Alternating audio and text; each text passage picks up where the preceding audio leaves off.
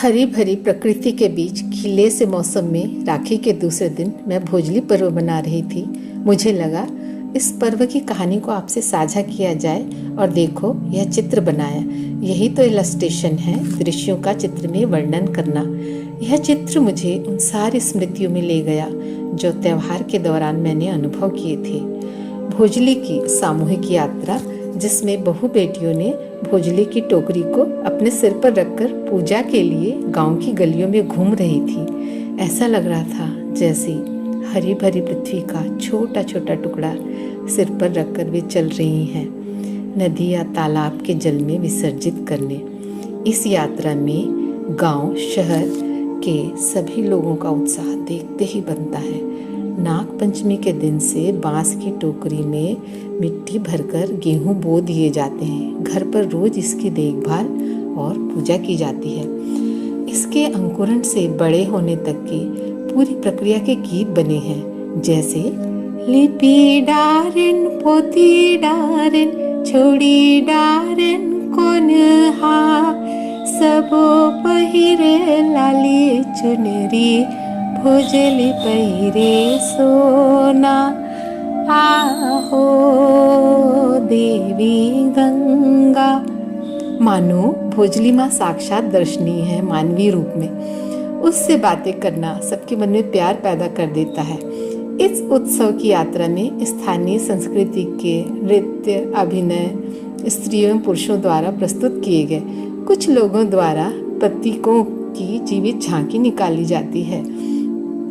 भारतीय कृषक अगली पीढ़ी को बालपन में ही कृषक जीवन की शिक्षा ऐसे पर्वों के माध्यम से दे देते हैं। एक अच्छा इलस्ट्रेटर अपने रेफरेंस और एलिमेंट्स अपने अंतर्बोध से इन्हीं दृश्यों से चुन लेता है। अच्छा इलस्ट्रेशन करने के लिए बड़े ध्यान से कहानी और कहानी करने वाले को देखना चाहिए। उसका चरित्र ही उसका विषय होता है और विषय ही चरित्र, तभी कुछ नया खोजा जा सकता है। सचमुच चरित्र की आंतरिक गुणवत्ता का बोध एक कलाकार को होना ही चाहिए। अपनी क्रिएशन की प्रेरणा स्थानीय प्रकृति, पारंपरिक कला, लोकप्रिय संगीत, वेशभूषा आदि से लेना चाहिए। तब तो आपको पूरी दुनिया भर की यात्रा यानी घुमंती प्रकृति का बनना पड़ेगा। आपको कला, परंपरा, संस्कृति के प्रति रुझान और प्यार होना चाहिए। मेरे काम की ऊर्जा, ताकत, अभिव्यक्ति का प्रमुख स्रोत रंग है। भोजली पर्व को पवित्र जलाशय में ठंडा करते हैं। यह पहुना भोजली अपने घर वापस चली जाती है। जल से जल में, मिट्टी से मिट्टी में मिल जाती है। प्रकृति और आध्यात्म का अद्भुत दर्शन इस पर्व में समाया है। सुनहरी भोजली को लोग एक दूसरे के कान में खोसकर मितानी बत्ते हैं। यह मित्रता का रिश्ता सगे से बढ़कर होता है। इस इलस्ट्रेशन के रेफरेंस के लिए चित्र चाहिए थे। मैंने खुद को मॉडलिंग के लिए तैयार किया और फोटोग्राफी की। कई फोटोग्राफ्स तो बाद की पेंटिंग में भी काम आने वाले हैं। इस मॉडलिंग के अनुभव का मैंने आनंद उठाया। बारिश के दिनों में खेत खलियान बहुत खूबसूरत होते हैं। इस बहाने मैं घूम आई। हरे रंग के शेड्स की विशाल रेंज प्रकृति ने मुझे दर्शन कराए। टोकरी में गेहूं की बालियों का अलग से पेंट बनाया। मैंने पेंट से, पेंसिल से, पेन से कुछ स्केचेस किए और उनको कंपोज कर फाइनल स्केच तैयार किया। यह काम की शुरुआत है। पेंट करते समय पहले बॉडी पर कलर लगाया, बालों की रंगाई की, इससे फिगर स्पष्ट हो गया। बाद में कपड़ों पर रंग लगाया। यह रंग एक के बाद एक कॉम्बिनेशन में लगाती गई। चित्र के पूरा होने तक सारे रेफरेंसेस इस पर्व के थे, मैं जोड़ती गई। अंत में बैकग्राउंड पेंट करने वाली हूँ। ध्यान से चित्रण की क्रिया को देखें। तब तक कुछ दिलचस्प बातें इलस्ट्रेशन से संबंधित करते हैं। सोचो, पहला इलस्ट्रेशन कब और कहाँ बना होगा? मैं बताती हूँ। ईसा से 15,000 वर्ष पूर्व दुनिया भर के गुफाओं में पशुओं, मनुष्यों एवं शिकार के दृश्य मिले। ये चित्र आपस में कहीं न कहीं विशेषताओं के नजदीक थे। छत्तीसगढ़ में हमारे सबसे नजदीक खोजी गई गुफा है रायगढ़ में ऊंगना और कोबरा की गुफाएं। मध्य प्रदेश में भीमबेटका की गुफाओं में चित्रों का विशाल भंडार मिला है। मौका मिले तो ज़रूर देखिएगा। मतलब यह है कि अपने अनुभव साझा करना मानवीय चरित्र की मूलभूत विशेषता है। चित्रों के माध्यम से यह अनुभव ज़्यादा लोगों के बीच साझा किया जा सकता है।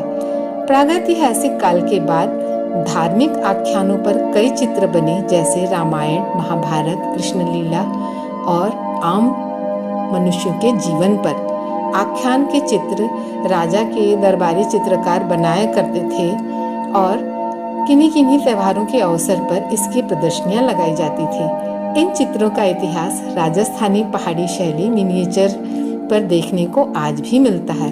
इन धार्मिक ग्रंथों को ताड़पत्र पर लिखा और चित्रण एक साथ किया गया, जिसे ग्रंथ चित्रण या पोथी चित्रण के नाम से जाना जाता है। इसकी अधिक प्रतियां बनाने के लिए लकड़ी के ठप्पों का आविष्कार हुआ। पुस्तकों की छपाई के आविष्कार के बाद इलस्ट्रेशन का काम पूरी दुनिया में बहुत तेजी से फैल गया और बच्चों के लिए तो सबसे ज़्यादा चित्रों की किताबें आईं। इसमें दुनिया भर की कथाएं, मॉरल स्टोरीज के साथ साथ विज्ञान को भी चित्रों के माध्यम से प्रस्तुत किया गया। चित्रकारों को एक बार फिर कैमरे के आविष्कार के बाद चुनौतियों का सामना करना पड़ा।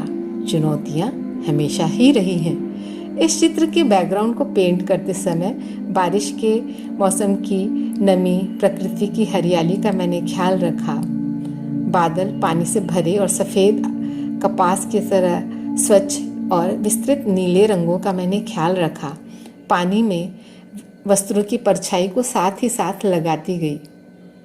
आप कॉमिक्स पढ़ते हैं तो जानते हैं इलस्ट्रेशन की यह विधा बहुत पहले से प्रचलित रूप है और रूप बदलकर आपके सामने आज बहुत ही विकसित रूप से सामने आई है। हम लोगों के समय में 1960 के आसपास द टाइम्स ऑफ इंडिया ने इंद्रजाल कॉमिक्स को प्रस्तुत किया। अमर चित्रकथा, चंदा मामा, लोटपोट, टिंकल, चाचा चौधरी, डायमंड कॉमिक्स जैसे कई कॉमिक्स पत्रिकाएं प्रसिद्ध थीं। आज डिजिटल युग में आपके सामने कार्टून की फिल्में हैं। डिज्नी वर्ल्ड बहुत पुराने समय से कथाओं पर काम करता आ रहा है और दुनिया भर के प्रतिभाशाली चित्रकारों ने इस विधा में महारत हासिल की है। R K. Lakshman, Mario Miranda, Alok Sharma, Arijit Sen, अनुपम सिन्हा, आबिद सुरती, अंकल पै, प्राण कुमार शर्मा के योगदान को भुलाया नहीं जा सकता। हमारे समय में कुछ अंतर्राष्ट्रीय कॉमिक्स जैसे Phantom Mandrake, Flash Gordon Illustrated Weekly of India में छपा करते थे, जिसके संपादक खुशवंत सिंह, एस रमन और प्रीतीश नंदी जैसे प्रमुख लोग रहे। यह पत्रिका बाद में बंद हो गई क्योंकि टेलीविज़न में कार्टून फिल्में प्रसारित होने लगी और वीडियो गेम लोगों में प्रचलित हुआ। इसके बाद कॉमिक्स की किताबों की बिक्री एकदम बंद हो गई और आर्टिस्ट डिजिटल दुनिया में प्रवेश करने लगे। इलस्ट्रेशन को समझने के लिए 5 वर्गों में इसे हम विभाजित करते हैं। पहला एजुकेशन इंफॉर्मेशन, इसमें ग्राफिक, साइंटिफिक टेक्स्ट बुक्स आती हैं। दूसरा लिटरेरी, जैसे बच्चों की किताबें और कहानियों की किताबें। तीसरा मीडिया, जैसे समाचार पत्र, पत्रिकाएं। चौथा फैंटेसी, गेम्स एंड बुक्स। और 5वां है कमर्शियल, जैसे advertising, posters, points of sales, product packing आदि आदि। डिजिटल युग के महत्वपूर्ण समकालीन इलस्ट्रेटर्स में ऑरोन पिंटो, अभिषेक सिंह, आदित्य चारी, एलिका डिसूजा, आनंद राधाकृष्णा, अनंत कुलकर्णी, हर्षवर्धन कदम जैसे अनेक नाम हैं जिनके काम से आप प्रभावित हो सकते हैं, सीख सकते हैं। आपसे इस चित्र के माध्यम से इतनी बातचीत का सारांश यह है कि आप अपने अंदर की सृजनात्मकता को पहचानें और अपनी प्रतिभा के लिए सृजन के नए मार्ग ढूंढ सकें।